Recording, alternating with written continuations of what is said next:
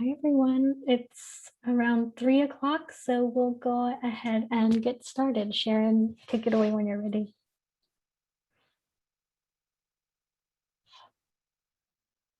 Oh, we can't hear you. Sorry about that. Hi, everyone. Welcome to a Q&A session all about CLIR's redesigned Digitizing Hidden Special Collections and Archives program. I'm Sharon Burney. I'm a member of the CLIR's grants team. And today we're here to answer your questions about the currently open call for applications.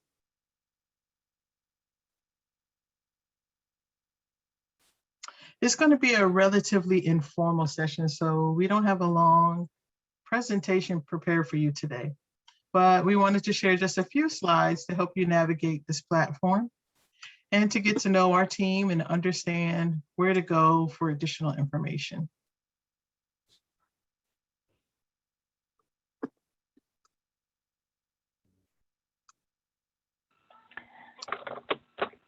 To start off, we wanted to share some notes about how you can use Zoom during this session. A live transcript is being generated for you if you would like to utilize it. To turn on this feature, you should be able to click a notice like CC Live Transcript button at the bottom of your Zoom window. You may have to select more and then that option to access it. Because so many of you have joined us today, which we are thrilled about, we will be keeping all of the attendees muted throughout the presentation. However, you are welcome to use the chat feature. Oh, I'm so sorry, my eye just started watering. You are more than welcome to use the chat feature throughout. We just ask you, if you'd like to send your message to everybody, you'll need to change the to all panelists and attendees.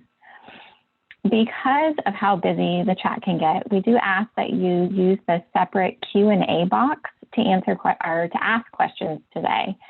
And that can be opened the same way as the chat box by going to the bottom of the Zoom page and opening it there. You can submit questions at any point during the webinar. In fact, that is the entire content of our webinar, and we'll do our best to answer them throughout by the time this is done. If you are following along with questions as they come in, you can upvote questions if they're similar to something that you would also like to ask. And that's sort of how we'll be deciding the order of the questions that we'll be responding to. If we have questions unanswered at the end of our hour together, we will be documenting them all and providing written responses alongside those that we're answering live now. This session is being recorded, and we will provide a link to the recording and the transcript and our slides on our Apply for an Award page at the end, by the end of the week. So we wanted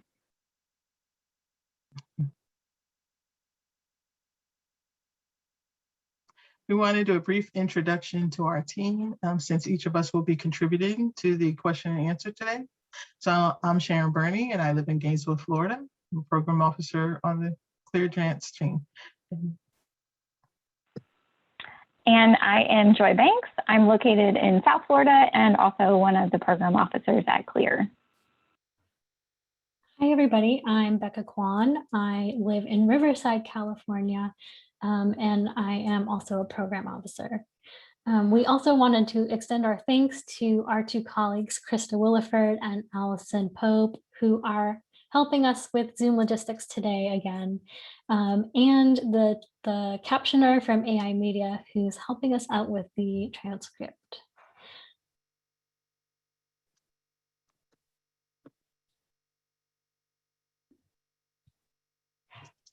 As a reminder from our introductory webinar, we want to direct everyone again to the Applicant Handbook, perhaps our most essential resource. The handbook combines instructions and insights into the program, its application process. The handbook also serves as a space for you to draft responses to questions prior to adding them to our online grant platform. Links to view only Google Doc, as well as to generate a copy, are posted on the Apply for an Award program page. An updated version of the handbook will be shared with those invited to submit a final application to the program. One question we've received a few times now is whether or not we have sample proposals to share, as CLIR has done in the past. And unfortunately, since this is the first iteration of this new application, we don't have any model proposals.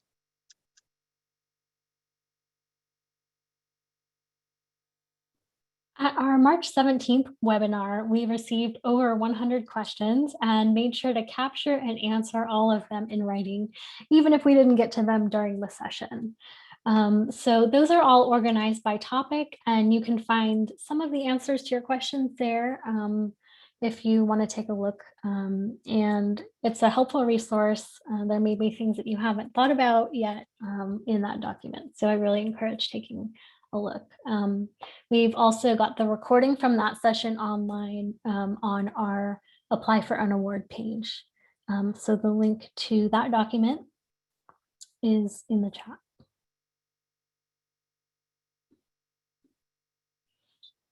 And so we pulled just a few questions from that applicant webinar to get us started today. And we've also incorporated some questions that we receive frequently from email. And so we'll get started with these. Please feel free to submit your questions in the Q&A box now. Don't use the chat if you can, because they may get lost there. So the first question that we wanted to start with is, are small organizations eligible for this grant? And how do you know if you're eligible to apply? So for this question that we've heard quite a bit, an organization must be located in the US or Canada and fall within at least one of the nonprofit categories that we list on our website. Excuse me, I can jump to that list here. And apologies, we may be flipping around a little bit. We've prepped some slides in case it's easier to refer to them. So we'll change to these when it's relevant. So you'll see here this list of eligibility options. You only need to fall within one of these categories in order to apply. There are no restrictions on the size or budget of an organization for this program. And in fact, the past few cycles, reviewers have been very interested in funding smaller organizations to help them grow capacity, to support more local projects. And our new review rubric this year actually includes a specific question about need that correlates to the question, why do you need support from CLIR's program to undertake this project, which is on the application. So we thought a lot about equity during this program's design and hope that that question will help reviewers be able to make decisions with these considerations in mind. So if you have any questions about eligibility after reading this slide, please do email us, especially if they're particularly specific to your organization. The next question that we wanted to cover is, do the collections we need to digitize, do the collections we want to digitize need to be about communities in the US, Canada, or North America? The answer to that question is no. The materials nominated for digitization must be owned and held by eligible organizations in the US or Canada. But there's no specific focus on collections relating to the US or Canada. The program has funded projects that focus on, for example, historical maps from Japan, manuscripts going back to the 1700s in the Muslim world, and archaeological research in Honduras. So there's a really wide variety of projects that disseminate rare and unique content about populations around the world. The requirements just go back to that eligibility requirement. As long as the collections are owned and held by organizations in the US or Canada and fall within our new thematic focus, they can be nominated for this program. So I'll ask maybe Joy to take on the next one about project design, we'll switch off a little bit. Sure, Becca, could you switch back to that slide? Yeah, absolutely. The questions on it.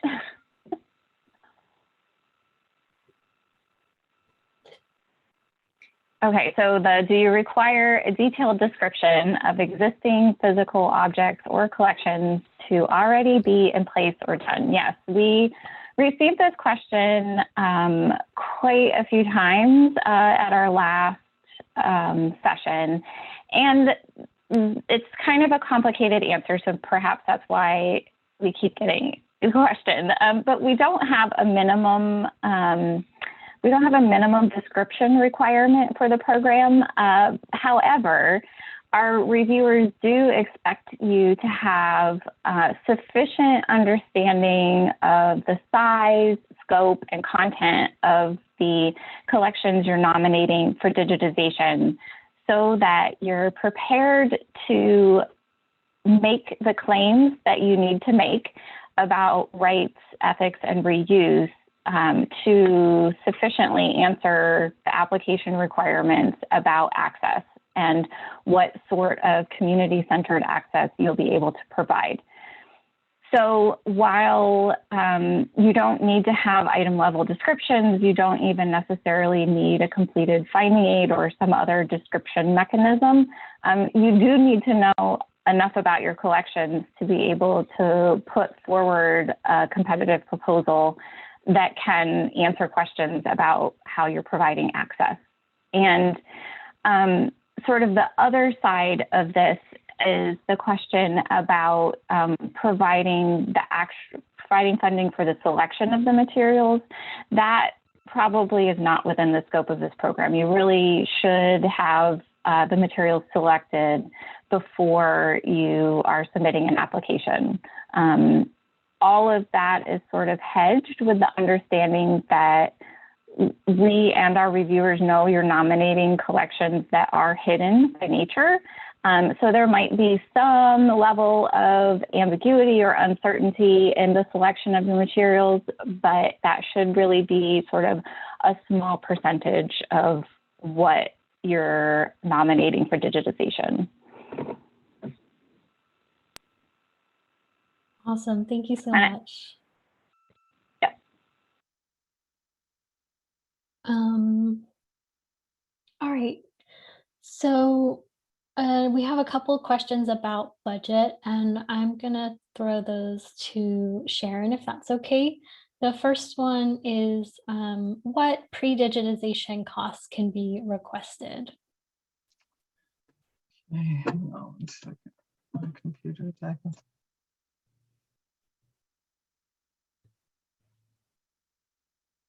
And Sharon, I can take those too if you need.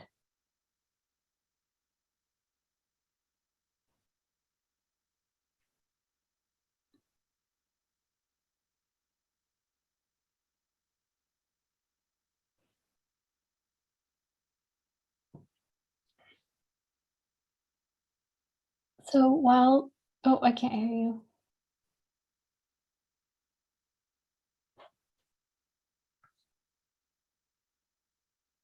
Let's see, while you figure that out, I'll go ahead and get started. So the question was, can we request, what pre-digitization costs can be requested?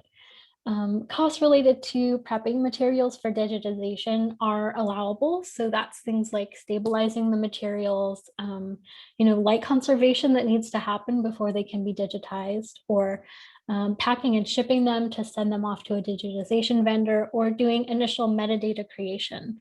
Costs related to deciding what to include or not include would not be allowable. So applicants need to know what materials they're going to digitize, as Joy said, before completing the application. So funds may not be used for any activities that are undertaken prior to the start date. That's something that you'll want to keep in mind as you're planning a project. And then the next question that we had prepared was, can we request funding for creating programming about digitized materials?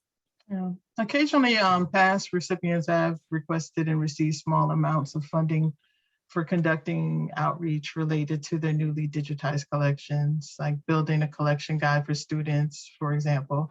But any programming should be modest and strictly tied to connecting the newly digitized materials with potential user communities.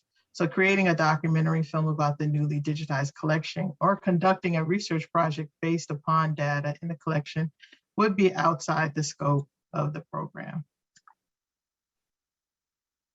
Awesome, thank you. And then the last one was, when are applicants notified whether they'll be invited to submit a full proposal? So the timeline for the entire process is on our program homepage, but I'll pull up the dates again for just a couple minutes so that you can reference them here.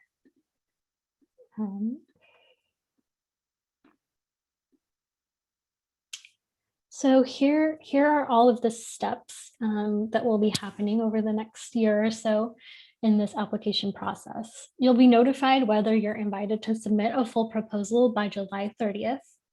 And then those who do advance will have until November 19th to prepare that full submission.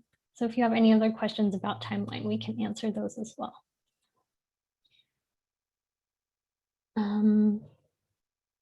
So I guess now we can dive into Q&A. And for this portion, Krista is going to read aloud the questions as they've come up in the Q&A. So Krista, take it away. Sure, we've got a healthy collection of 42 questions and growing, so we're going to be busy for the next little bit. So the top question is, I know digitization has to be the primary activity, but what percentage of time can we allocate to processing or description? I have a few collections that are only partially processed, but they would be great candidates for this grant. They do need work before they are ready for digitization, though.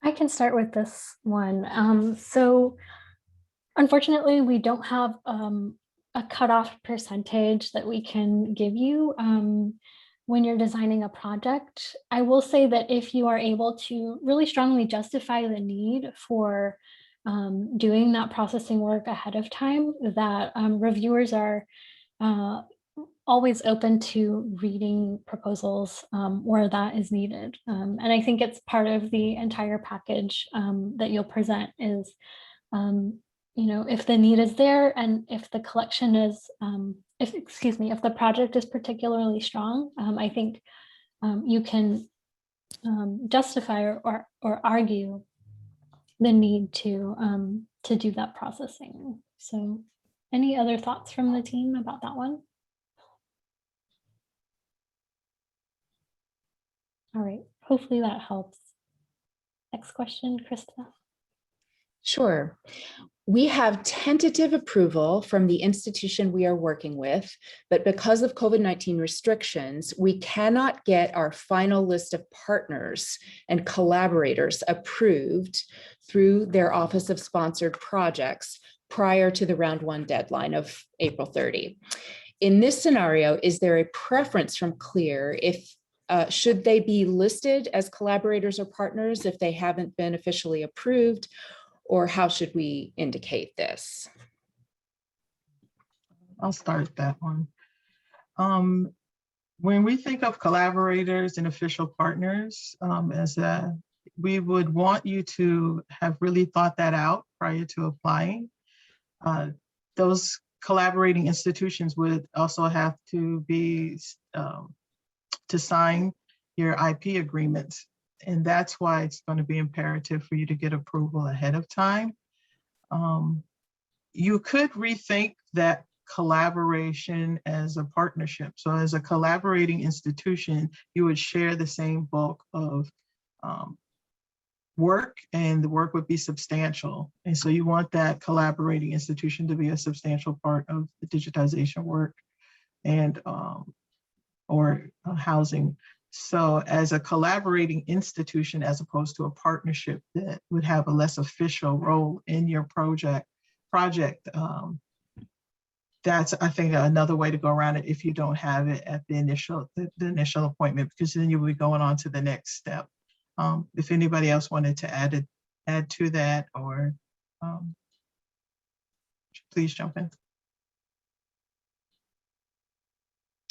Correct me if I'm wrong, Sharon, but I do think that we have seen instances where there has been a collaboration that was came in at the initial stage, and there were some of the cast of characters changed before the final application in the past. So some degree of uncertainty is permissible at the early stage, but you really, as you said, should have thought everything through. Yeah, we've added, people have added collaborators later on in the proposal. It is a lot of work because you have to also think about your timeline and your project timeline and what each person's institution's role will be in the project. So that is going to be up to the individual institution, I would say, in this situation, and how you can structure your project and gather it at the time and go forward. But we try to work with institutions as much as possible to create successful proposals. Okay, that makes sense to me, Sharon. Thank you. The next one is about IP. I have an IP and access question. My university owns all of the materials in my collection, but some of those materials might not be able to be made public for privacy reasons or reasons having to do with copyright. We have a protocol for making things available to community members and to scholars. Is restricted access a problem for this grant, or does everything need to be made public? Yeah, I can start with that one. Not everything needs to be made public. When you're thinking about your rights, ethics, and reuse section of your initial application, I think explaining those restrictions, explaining the process that you have in place for providing access, and making your case for the amount of public and community access that you're able to provide is what we're looking for there. The core values have shifted this year to really center community-centered access is what they're what it's called. And so what that means is thinking about what's best for the collections and the communities that you're serving. So you know, that's the priority. That's great. Thanks, Becca. Next one. We are working on an extensive photographic collection for the purposes of the first application. Do we need to identify and share the entirety and know the entire collection we wish to apply for funding for, or can we estimate on the size of the collection as it is emerging through our research on this project? Maybe Joy can start us off with that one. Sure. I think in instances like this, if you have a pretty good sense that your photograph collection is filled with similar items across the board, we definitely have seen folks take estimates of their collections. And our review panel historically has responded favorably to this, especially if it's sort of an unprocessed or partially processed collection. There's a lot of, there could be some uncertainty in knowing an exact number. So what we will ask for in our application process is your best estimate of the amount of materials you're proposing to digitize, as well as your best estimates on the number of master digital files that you expect to produce, and then any related derivative access files. So it's sort of those three components. And in terms of sort of the agreement then that you're making, should your project be funded, we understand that these numbers often shift as you go through. You may find that there's materials you thought were relevant that aren't, or you might discover you have more materials than you first thought. Those are sort of the nature of working with these collections.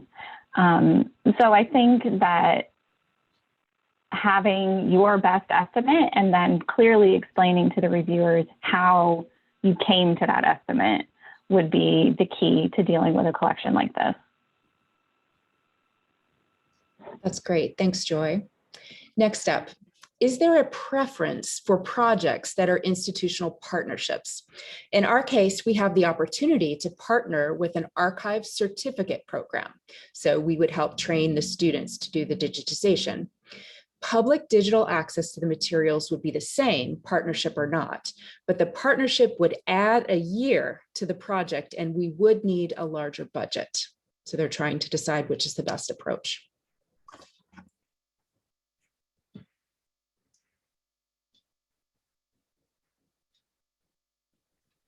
I'll start this one again. When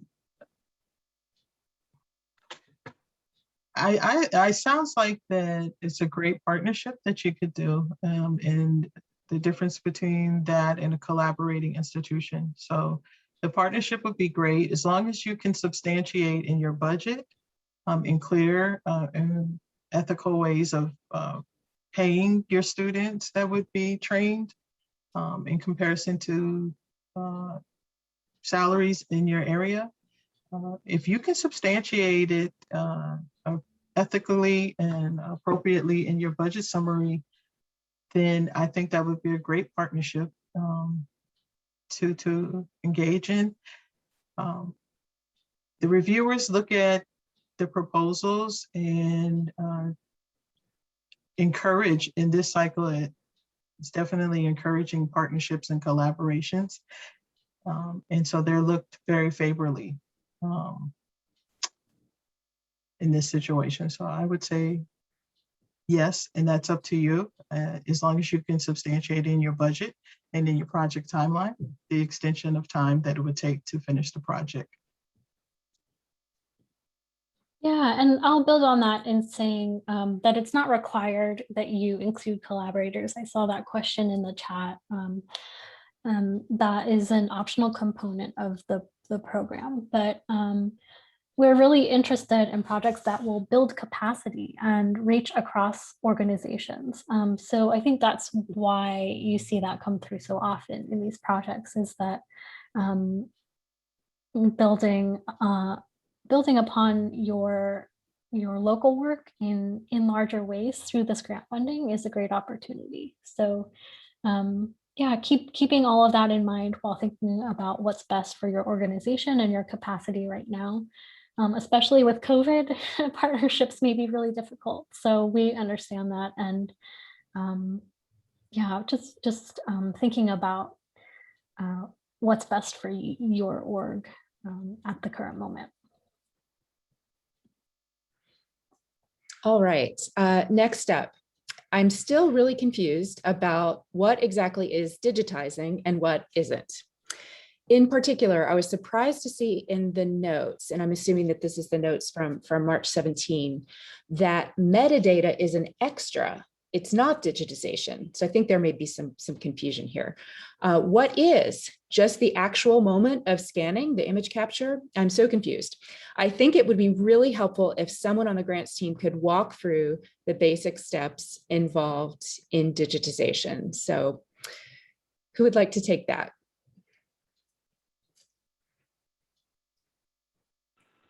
Do you want me to go, Becca? Okay. Okay. So the program that we're funding is Digitizing Hidden Special Collections and Archives. And the primary focus of funding for the program is that capture of some physical or analog object that is part of your collection and making it digital, having a digital representation of it. That all being said, since access is still important to this program, we understand that digitization, which is that moment of capture, is useless essentially in terms of access without doing sufficient description of that now digitized object. So this program does allow for you to make and present project plans that include the description or enhancement of description or other ways to promote access to the now digital versions of your physical or analog objects.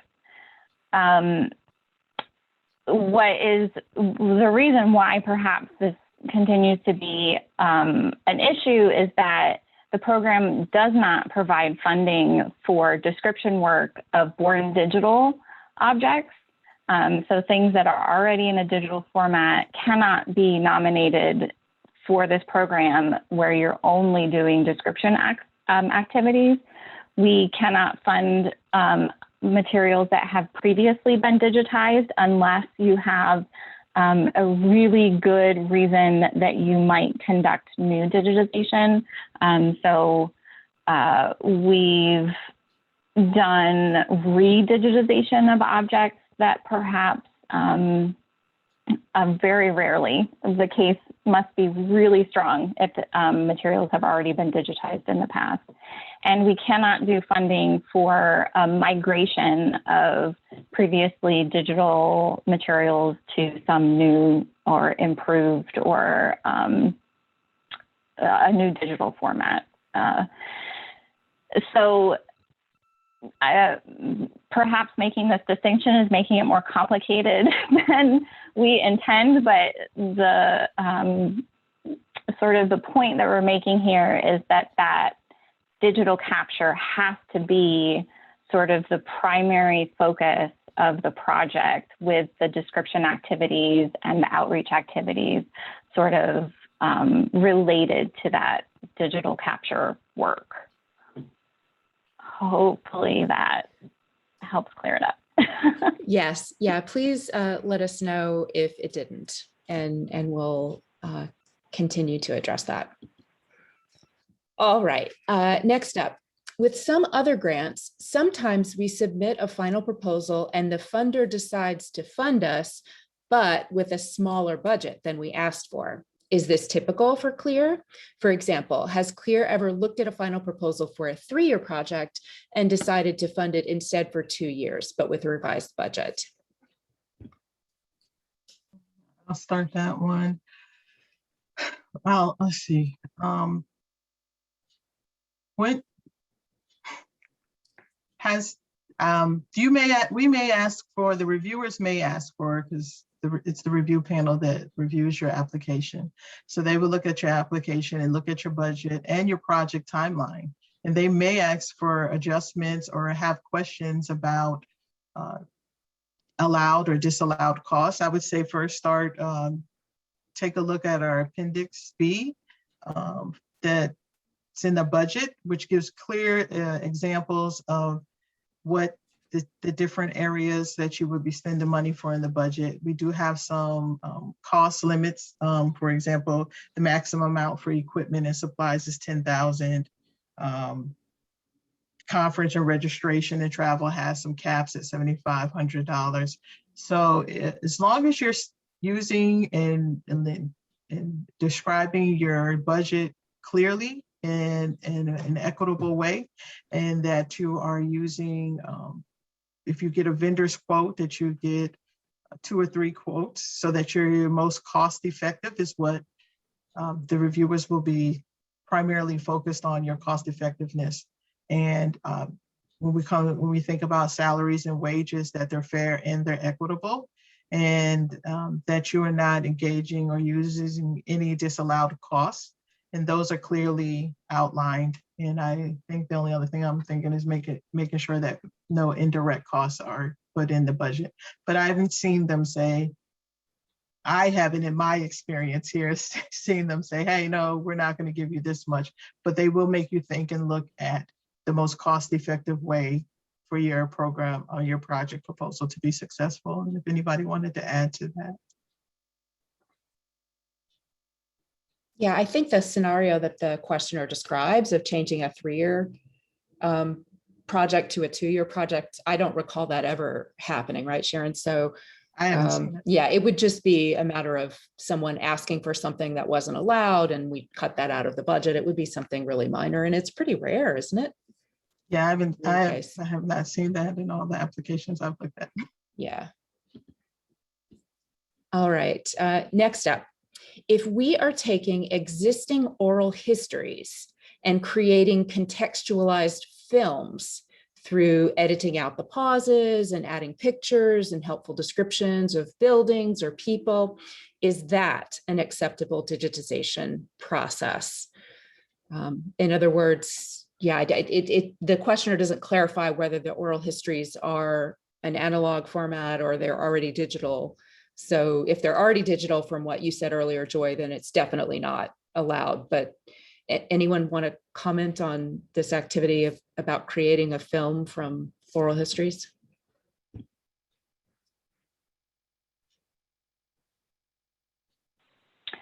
I can take it. We had so many questions about oral histories in our last webinar, and it's so exciting to hear you all doing all of this work to preserve these really important stories. Based on the way this question is asked, creating contextualized films to me seems outside the scope of this program. We often have questions about taking materials digitized and making something new out of them, and that's not really the intent of this program. It's really about creating the digital versions of your objects and then creating access to those very specific digital versions of the objects. It's not, that's the part of the public knowledge core value of this program, is that we're really hopeful that through digitization, what you're doing is creating ways that communities can access these important stories to then create new knowledge and new research and motivate new storytelling and things like that. But that the point that we are funding is the point of creating the access to them, not in the actual reformatting of them into the new stories or new output. So this is sort of outside the scope of the program. That makes sense. Thank you, Joy. So next up, if we plan to work with a digitization vendor, do we have to select the vendor we intend to work with and have a formal proposal for services? Or can that be formalized as part of a final proposal for invited applicants? Can we just explain in the budget summary for the initial application that we have received quotes from multiple vendors, and that is how we are determining a preliminary budget? Yes. In the initial application, we're going to ask you for a budget summary in which you would highlight all of the different lines. Services is one of them, and that would be your vendor. I would think about also for your final proposal, getting several quotes from different vendors so that you can use the most cost-effective procedure that you're going to use for your digitization, and get an idea of how much money you want to spend for digitization and how much of that will be your budget. So having an idea, we will have you then submit official quotes and several quotes. So it is great to shop around now for vendors so you can see what works best for your proposal. Yeah, sure. And I might clarify a little bit on the issue of cost effectiveness. Well, that's really important to a lot of reviewers. This is a focused on special collections and archives, right? So the method of digitization, I mean, sometimes the more expensive vendor is the right vendor for the collection, and our reviewers totally understand that. And it's not just about finding the cheapest option, it's finding the one with the right services for your materials and for your situation, right? Yes, I'm sorry, that's what I meant by effective. Effective for your particular collection that you are using. So you do not have to have the exact quote at the initial application, but at the final proposal, you will. Yes. Yeah. Thanks, Sharon. Next up, our project will include researching and mining the country archives for relevant materials for inclusion in our digitized database. Would the research or data mining be considered allowable activities, or would this grant only fund digitization of existing collections? So I think we've addressed this earlier, but does anyone want to take that really quick? Yeah, I think the short answer is that that activity is outside of the scope of the program. All right. So next up, does applying to both hidden collections and recordings at risk, that is the two CLIR programs, regranting programs for digitization, create concerns for a new applicant? Is one more competitive than the other? Lastly, do you have a target date for opening the next recordings at risk call for proposals? Who would like to take that? Yeah, I can start us off. So it's quite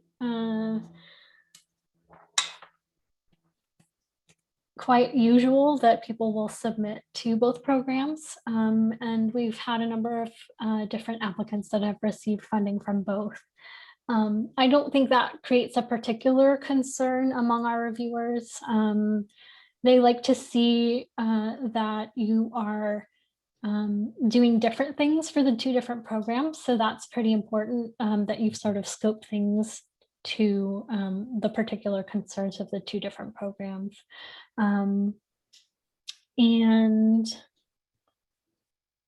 what was the other component? The last one is about the when we are going to open recordings at risk again. Yeah, I don't think we know yet. We don't quite have a date for that yet. We're working with the Mellon Foundation on that right now. So all we can say really at this point is to stay tuned. Yeah, later this year, we think, right? Yeah. Okay. We should maybe even point out that between the two programs, we have two different independent review panels who look at the proposals. So the recordings at risk review panel, since it's exclusively audiovisual materials, their expertise and knowledge is sort of squarely in that realm, and hidden collections, the members of that review panel kind of represent a much more broader material understanding for digitized objects and subject matters. So they're not reviewing. Becca, did you say about the competitiveness of those two programs? No. So hidden collections tend, and this is just sort of generally averaging, the Digitizing Hidden Collections program tends to be more competitive than the recordings at risk. We kind of average funding rates on hidden collections between, like, say, 12 and 15% of the total applications submitted. And for recordings at risk, it sort of averages out more to like 20 to 25% funding rate. So. Great. All right, next up, how much of a budget can be dedicated to personnel, such as for time and effort? And part B, would a postdoc be a reasonable personnel request or not? Thank you. I don't think we state how much of your budget. You will create your budget because each institution's project is going to be very, very dependent on what their needs and goals are. But as far as money dedicated to personnel, there's two things. If it's permanent personnel, then you will have to justify the FTE. So you'll have to justify how much of their job is going to be, what the percentage of their duties are going to be within that budget. If it's permanent staff, then say 50% of the time they'll be working on the grant, and the other 50% of the time will be back to their permanent duties with the university. You will have to clarify that in your budget. A postdoc would be a reasonable, but what is a disallowed cost is tuition waivers or tuition reimbursement. But you will also have to explain and clarify the fringe benefits portion of these salary lines also in your budget. But we do not say this amount of your budget has to be for anything, because each individual project is contingent upon what you need at your institution. I hope that answered it. If anybody wanted to add anything to that. Yeah, there have been projects that have been 100% staff support. So yeah, that's an option. Great, thanks. Next up, is our application considered a resubmission if we applied last year in 2020, but have since redefined the project's focus in addition to addressing some of its structural weaknesses? I'll try this one. I would say no, this is a whole new call for proposals. As long as you're addressing the core values and principles attached to this specific digitizing hidden collections, it would be considered a new proposal. Excellent. Next up, if the collection includes musical scores as well as historic documents and photographs, and they have the same thematic unity and work within the project scope and have the same cultural importance, do we include them as one collection or two separate collections under the same proposal? So same PI or different. So I think, yeah, I think that this questioner doesn't really clarify whether they these different materials are already within the same collection at their organization or not. Anybody want to take that?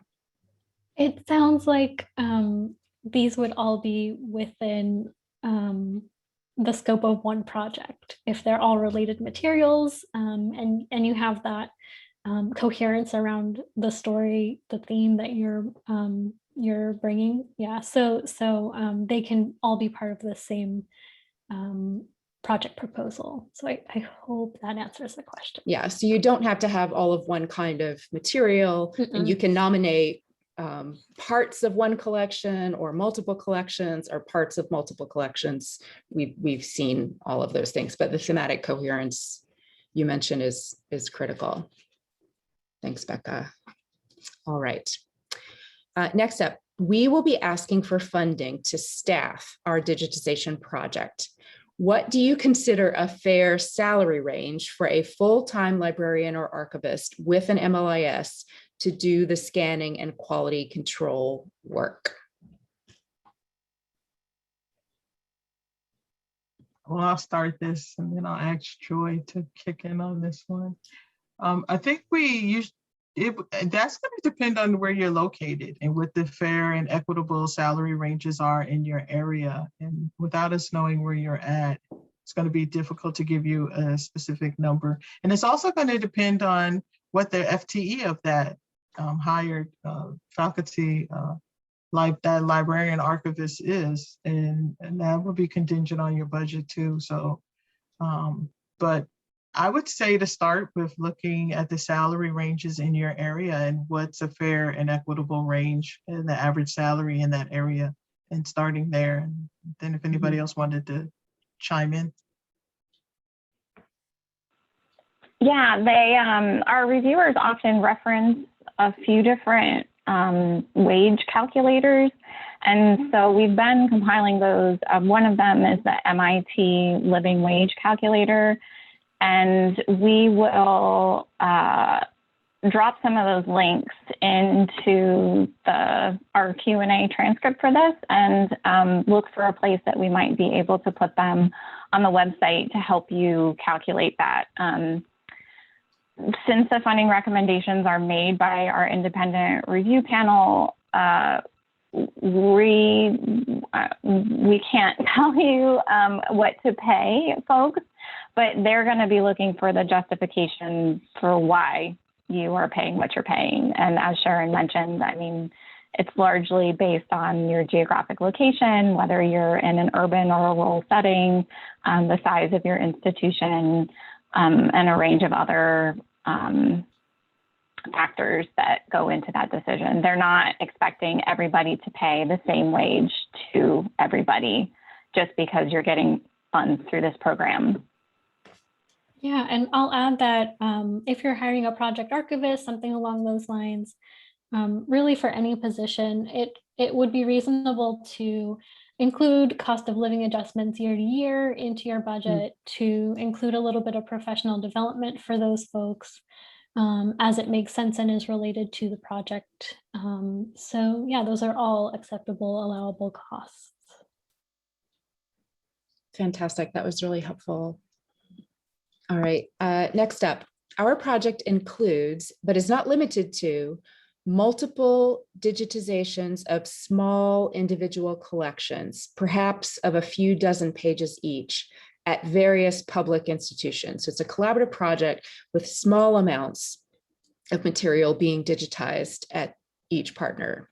Would we need to have these institutions as grant partners, even if the collaborations were small scale and of short duration? I'll start this one too. So it sounds like it's a collaborate. So it sounds like they're taking these people on as collaborating partners. And if that's the case, and because the collections are held at those institutions, you're going to have to sign IP agreements. So I would say that you would have to add them as official collaborations because you will have to get those completed.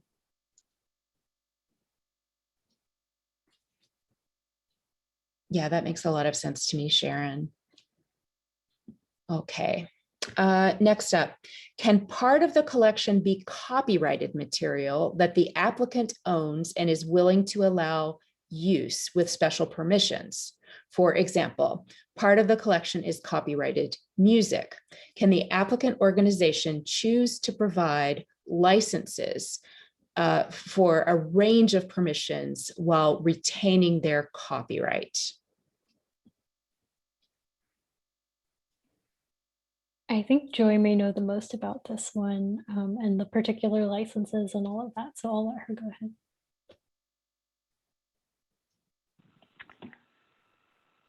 Okay. We don't restrict digitization of copyrighted materials for this program.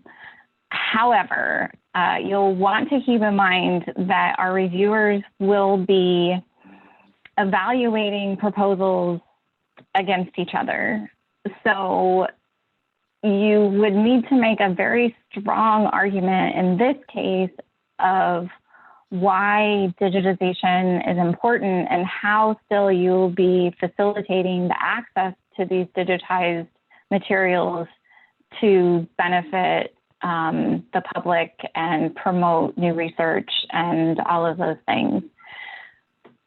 Within the Hidden Collections program, we have seen we've seen that it's much more challenging to make this case to severely restrict access because of copyright.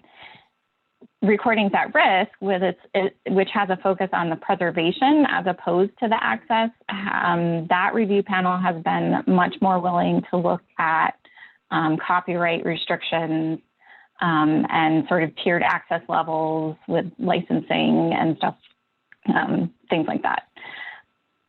This is a new program.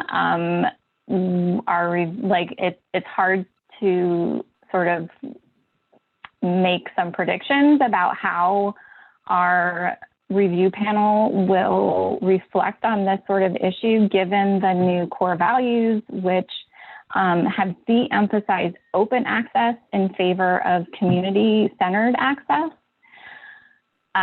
But you will need to be prepared to make a very strong, clear argument and explain any assumptions that you are making about copyright licensing and restrictions that you're putting on. So Yeah, okay, Ruth. I'm glad that was helpful to you. If you have more specific questions, do feel free to email our team, and we can work through that. Thanks. Next up. I just wanted to do a time. It's 3:55. And our time together is scheduled to end at 4 o'clock. So we have 53 questions in the queue. So what do you think? Do we take 3 more, or do we? I think we can take a couple more, and everyone, please do check back in with our Apply for an Award page, where we're going to post answers to all of these questions. So we'll get to them even if we can't do it live. All right. The next question up is pretty simple. But I don't know if it's answerable. What is your advice on the number of items to digitize? I mean, it depends, right? You have to have at least $50,000 worth of work. So yeah, so this is about scoping, right? And yeah, and what do you include, what don't you include? I mean, you can't digitize everything, right? But comprehensiveness was a core value of our last iteration of the program, and doing as much as makes sense for designing a project that gets at the broad representation, public knowledge, those things. I think that may be as much as I can personally say. But others' advice?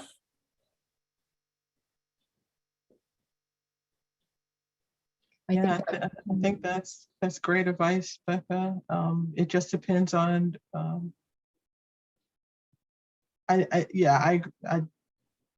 It's going to be difficult to determine what makes it to digitization and what does not, and it's going to be dependent upon what you're able to do and what you're able to put into a project timeline and the technological timeline. And based on how, you have a choice for 1 to 3 years for the digitization process for your project timeline. So all of those will be key factors in deciding what you choose to digitize and what you do not, and then also your budget and your personnel. All right. If we could do just 3 more, I would love it, team, if we could, because there's one I'd like to get to. The next one is pretty quick, though. Can you clarify about what you mean by community-centered access? Becca, perhaps you can bring up the slide, which has our definitions. It's a new core value, and by core values, there are things ideas we're trying to get at, but we're learning from our applicants, right? What they really mean. So it's up to you to define it as well. Yeah, so I'll just read off the definition, and we can go from there. So the program advocates for approaches to access, description, and outreach that make digitized content as widely available and useful as possible within legal and ethical constraints, centering digital inclusion and respect for materials' local contexts. And so this is something that we've learned about since our previous iteration of the program. So open access was really important for that program. And so we're pulling back a little bit from that now, because we've recognized the importance of materials' local contexts, of being sensitive to particular concerns that communities may have about making their materials, making their lives publicly available and on display. So thinking about the communities you're serving, the communities that are represented in the materials, and what is appropriate is something that we're focusing on now. So I hope that makes sense. Great, thanks, Becca. And I see Joy is typing an answer to the question I really wanted to get to, so that will be addressed. So the next one up in the queue is, Something we have addressed early in the session, how detailed must the information be about the materials being digitized via the grant? We have partner organizations that may not be able to provide detailed inventories at the time of the application, but can select items during the course of the project.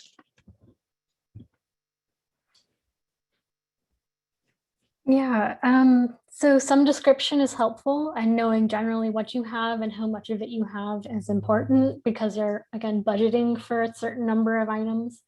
But then, you know, if there's still some fluctuation, if they're not perfectly inventoried, that's okay too. And in the final application, there will be space for you to provide any materials, collections lists, you know, finding aids that you have for the materials. They're optional. You don't have to have all of those for all the collections. But to clarify, if they are planning to select items to digitize during the project itself, we can understand why, but that's generally not very competitive. So we don't advise that, right? Yeah, that's true. So the general selection should be done ahead of time. That's great. Okay, it's 4:01 Eastern time here. Did we want to stop here? We have exactly 50 questions. Yeah, I think left in our queue. that's good. That's a good place Okay. to stop. That will keep us busy for a couple of days. So we'll plan to have the answers to the rest of your questions posted by the end of this week. You can always reach us by email at hiddencollections@clir.org. And we have a survey that we'd love to share with you about this session, ways that we can improve for the next one. And we will plan to have another Q&A session the week of the 12th. Is that correct, Joy? April 12th. And we will post the registration link, the Q&A questions from today, and the recording all on our Apply for an Award page. Thank you, everybody.